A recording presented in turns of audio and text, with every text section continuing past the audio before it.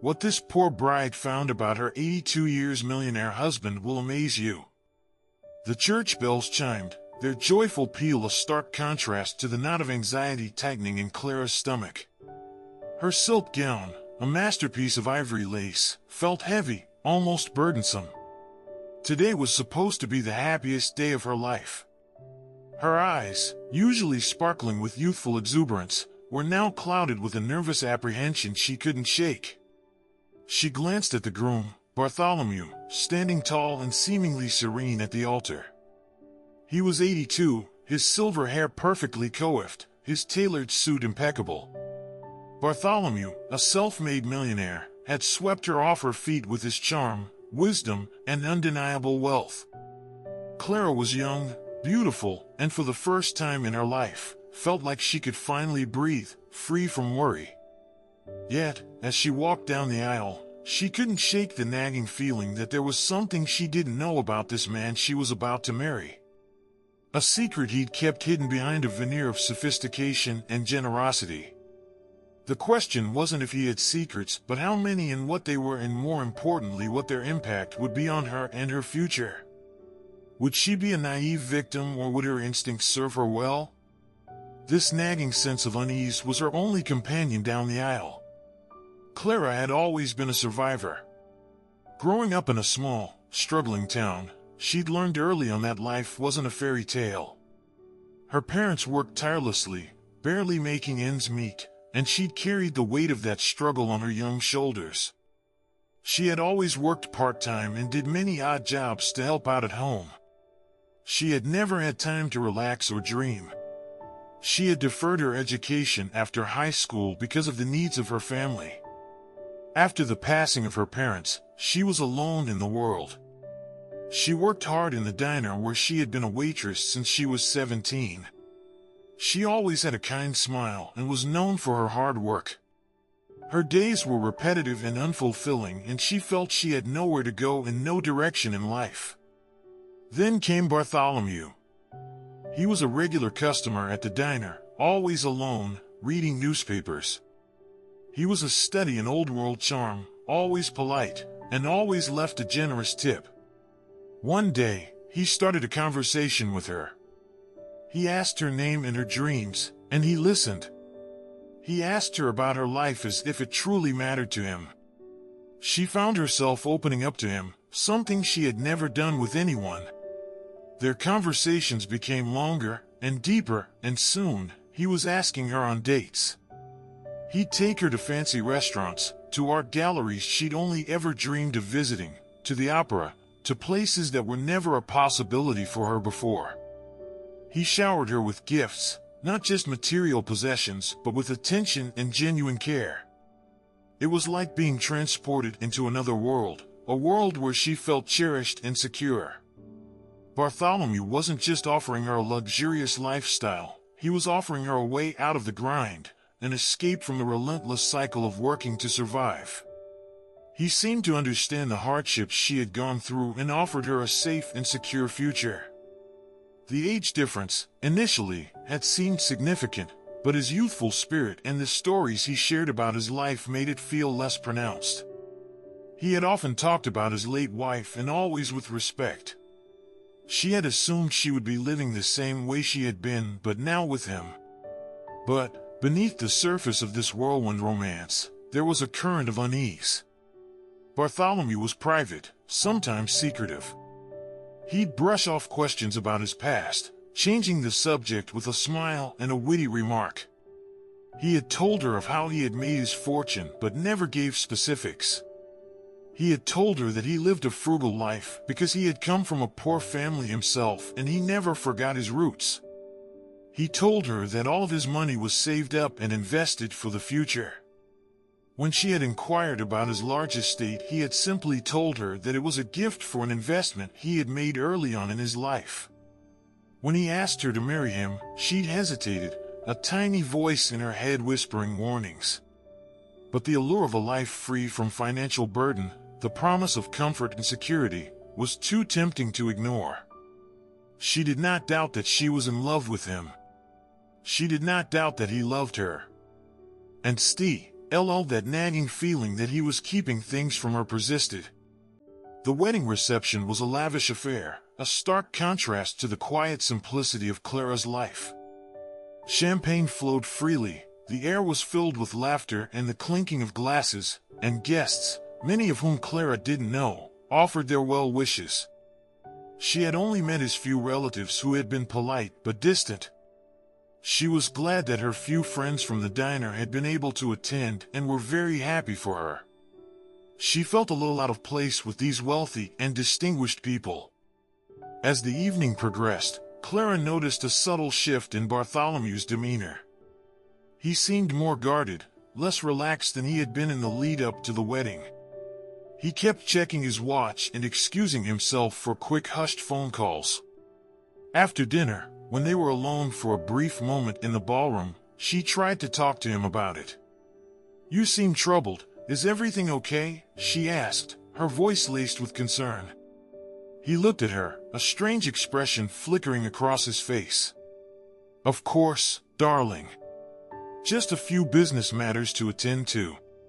Nothing for you to worry about," he said, his smile strained.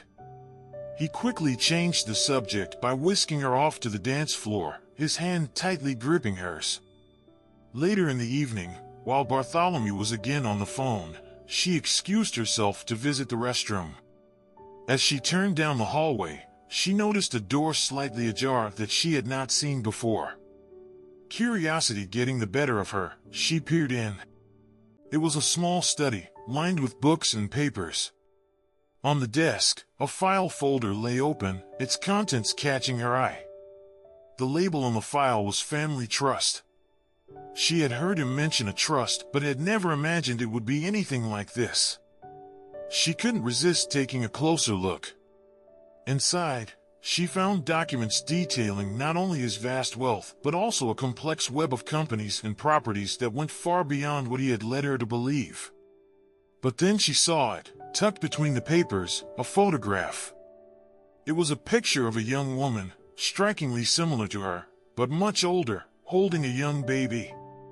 The caption below read, "Bartholomew's first wife, Beatrice, and their daughter, Elanor, 1963. Clara's breath hitched. She had known he was previously married, but the photo and information suggested something was amiss, something that didn't add up. The photo was more recent than she imagined, and she had not heard him mention a daughter. He had never mentioned a daughter to her, not ever.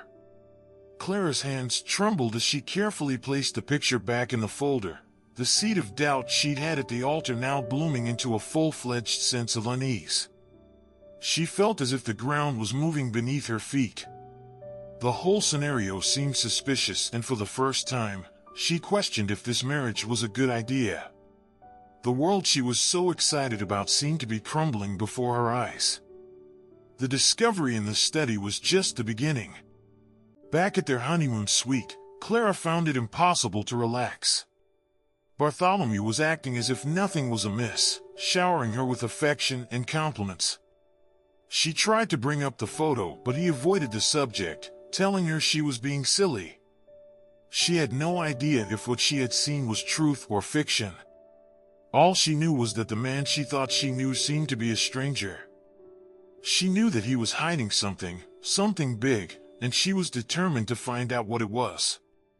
In the days that followed, Clara began to investigate, subtly at first. She would casually bring up his past, his family, and his first marriage, hoping to glean some information without arousing his suspicion. Bartholomew, however, remained elusive. He would deflect her questions with charm or humor, always managing to avoid a direct answer. She knew that she needed more than a casual look at papers. She needed something concrete. She secretly started using the laptop she had received as a gift. She opened an email address and began doing research. She found a local detective online and decided to meet him to see what he could help her find out. The detective, a middle-aged man named Mr. Davis, had been a family friend for years and was keen to help her. She gave him the name of Bartholomew and asked him to investigate his history. She didn't tell him why she needed this information, as she had doubts about everyone now. "There is something that I just don't feel is right," she said to Mr. Davis. As days passed, Clara got the uneasy feeling that she was being watched. Her phone seemed to have a strange connection, and her movements were always known by Bartholomew. She started to feel isolated and trapped. Then Mr. Davis contacted her. He told her that he had uncovered some disturbing information. He told her that Bartholomew had a complicated legal past, with several lawsuits related to business dealings. He also found that his late wife, Beatrice, had died under suspicious circumstances. The death certificate indicated a heart attack, but Mr. Davis had been contacted by one of Beatrice's relatives who claimed that she had been in perfect health and that something didn't make sense. Mr. Davis had also uncovered that Bartholomew had a daughter, Elanor, but that she had been completely disowned. There were no records of her or what she had been up to since her early childhood. Clara was reeling. Everything she thought she knew about Bartholomew was a lie. The charming, generous man she had married seemed to have a dark side, a history that he had carefully concealed. She was scared but also angry. She decided to confront him. One evening, during dinner, she finally laid it all out. She told him what she knew about his business dealings, about his first wife's death, and his daughter, Elanor. Bartholomew sat quietly, his face devoid of expression. He denied everything at first, but as Clara continued to push him, his facade began to crumble. He then changed tact and became defensive and angry. He accused her of spying and trying to damage him. "How dare you believe such lies? I took you in, made you my wife. How dare you? I trusted you." Clara was not impressed. "You have not trusted me. You have been lying to me from the beginning," she said. It was clear that everything she had suspected had now been confirmed. She realized that he had not seen her as an equal partner, but as a naive girl to control. He finally admitted that he had hidden these things because he did not want her to judge him. He had wanted to make a fresh start. He insisted that the things she had heard were lies and that he was innocent. He begged for her forgiveness and pleaded with her to try to understand. Clara felt a mix of disgust and betrayal. How could he have lied to her so easily? How could he have concealed such a complex and disturbing past? This was not the man she had thought she loved. This was a stranger. Clara was confused and upset and knew she needed to leave before she got hurt. But she also felt as though she needed to find out more, to know everything that he was hiding. The tension in their marriage reached a breaking point. Clara, armed with the information she had gathered, was determined to uncover the truth about Bartholomew's past, even if it meant risking her safety. She decided to secretly meet with Elanor, Bartholomew's daughter, whose whereabouts Mr. Davis had managed to track down. She arranged a meeting in secret at a local coffee shop. When Elanor arrived, Clara was shocked to see a woman who looked so much like her but who had a coldness and distance in her eyes. Elanor was in her late 50s, her face lined with years of hardship. Her eyes had a dark and angry look. She explained that her father had disowned her years ago when she had questioned some of his business practices. She had witnessed some of his bad behavior and refused to be a part of it. She had been sent away and given some money with the strict instruction never to contact him again. She also told Clara that Bartholomew had a reputation for manipulating people, using his wealth and charm to get what he wanted.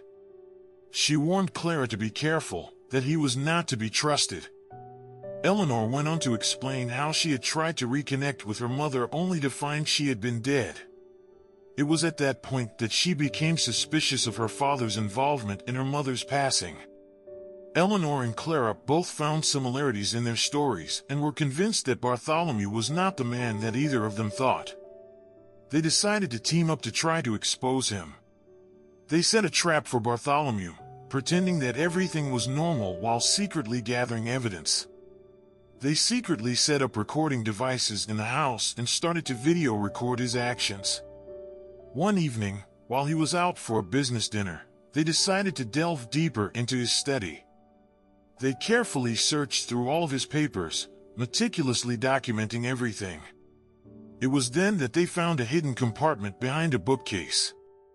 Inside, they found more documents, along with a ledger detailing his illegal activities, including money laundering and tax evasion. There was also a document outlining his plan to slowly transfer Clara's assets to him. They were horrified. They knew they had to act fast. When Bartholomew arrived home later that night, he found Clara and Elanor waiting for him. The atmosphere was charged with tension. They presented him with the evidence, confronting him with his lies and deceptions. Bartholomew, his face pale, tried to deny it at first, but the weight of the evidence was too overwhelming. He snapped, his carefully crafted persona crumbling. He lashed out, revealing his true nature, his anger and ruthlessness on full display. He screamed at them, threatening them with legal action and intimidation. He told them that he would ruin them and that nobody would believe them. He even admitted to having a hand in his first wife's death. He revealed that he had indeed planned to take all of Clara's assets and leave her with nothing. He had assumed that she was just a naive young girl who would never suspect anything. He never thought she was as smart and as strong as she was. He underestimated her and her friends. Clara, terrified, finally saw the monster that was hiding behind the mask. It was at that moment that she knew she had to leave him for good. It had not been a mistake for her to trust her instincts. The confrontation in the study was a turning point. Clara, with the help of Elanor, had finally seen Bartholomew's true colors. They had exposed his lies, his deceit, and his criminal activities. But the fight was far from over. Bartholomew, now desperate and cornered, was not going to let them go without a fight. He immediately called his lawyers, threatening to sue them and destroy their reputations. However, the evidence they had gathered was undeniable. The police were notified and Bartholomew was placed under arrest. The investigation revealed the depth of his criminal empire, which included several corrupt politicians and businessmen. He was charged with fraud, money laundering, tax evasion, and other crimes. He was also charged with the suspicious death of his first wife. The legal battle was long and arduous, but Clara and Elanor stood strong, supported by Mr. Davis and her friends from the diner.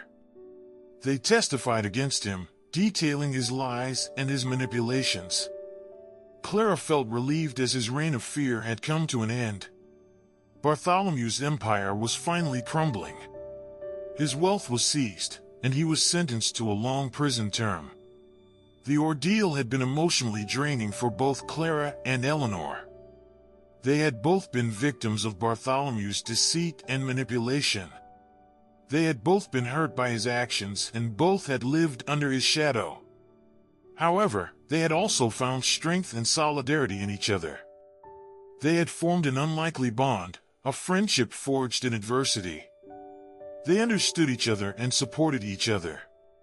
Clara, free from Bartholomew's control, took some time to heal. She enrolled in school and started to finally live her life. She had become stronger and wiser from her experiences. She knew she could never be manipulated by anyone again. She realized that her instincts were right and her intuition had served her well. She was grateful that she had found out about him so early in the marriage. She knew that she had a long life ahead of her and that she was ready for the challenges ahead. She realized that happiness did not depend on wealth or a relationship. She knew that happiness came from within and she was now in control of her own life. Elanor decided that she would help other women in situations like hers, and together Clara and Elanor created a foundation to support and help women who had been manipulated and abused by the men in their lives. They found that helping others helped to heal them from their trauma. The experience with Bartholomew taught them the importance of self-reliance, the power of truth, and the enduring strength of the human spirit. It taught them that it is never too late to change one's life. They had both learned a lot from the trauma, but together they had found the strength to rebuild their lives and to help others do the same. They had both survived, and they were stronger than ever before. The poor bride had found more than she had bargained for. She had found her inner strength and resilience. She had found a friend and ally in a most unexpected place. She had not been naive or gullible. She had been trusting and brave. And although the road had been rocky, she was proud of how far she had come, and she was looking forward to her future. They had both learned that sometimes the greatest rewards come from facing the most difficult challenges. They had both risen above the odds and had come out stronger and wiser than ever before.